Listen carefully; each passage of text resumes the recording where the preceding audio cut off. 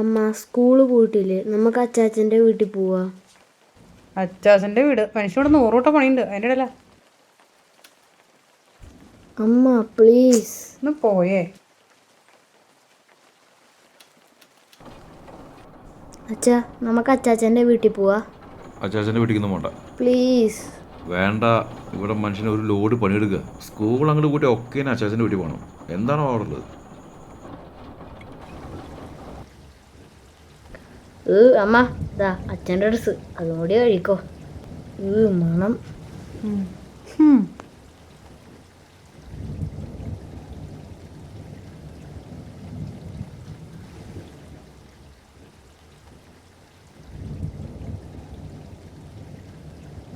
My dear, പ്രിയപ്പെട്ട മനോജേട്ടാ, മനസ്സിലായി.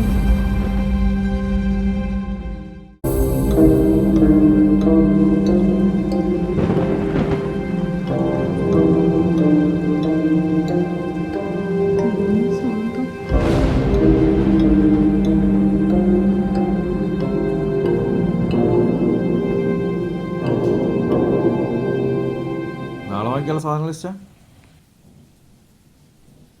My dear. എന്താ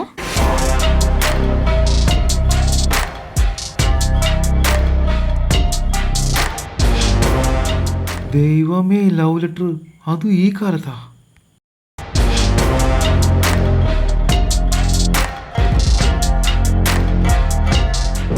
അവിടെ സുധിയുടെ വൈഫില്ലേ, അവൻ്റെ പോക്കറ്റിൽ നിന്നൊരു ലവ് ലെറ്റർ പൊക്കി.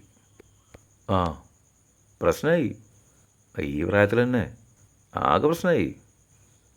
ഇനിയിപ്പോൾ അവൾ പിള്ളേരെയും കൂട്ടിയിട്ട് അവളുടെ വീട്ടിലേക്ക് പോകാനാണ് പ്ലാൻ. എന്തായാലും വെക്കേഷനൊക്കെ ആണല്ലോ. ആ, നോക്കാം നമുക്ക് എന്താണ്ടാവുകയെന്ന്. എനിക്കിതിനെ പറ്റി ഒന്നും അറിയില്ല. നിങ്ങൾക്ക് പറ്റിങ് എന്നൊന്നും വീട്ടിൽ കൊണ്ടാക്കി. അച്ചാച്ചൻ്റെ വീട്ടിൽ പോവാൻ എൻ്റെ കുഞ്ഞു മനസ്സിൽ തോന്നിയ ചെറിയ ഐഡിയാണ്. പിന്നെ ഇവരുടെ പണക്കം അത് ഞാൻ മാറ്റിക്കോളാം. ഇതാരും അനുകരിക്കില്ലേ?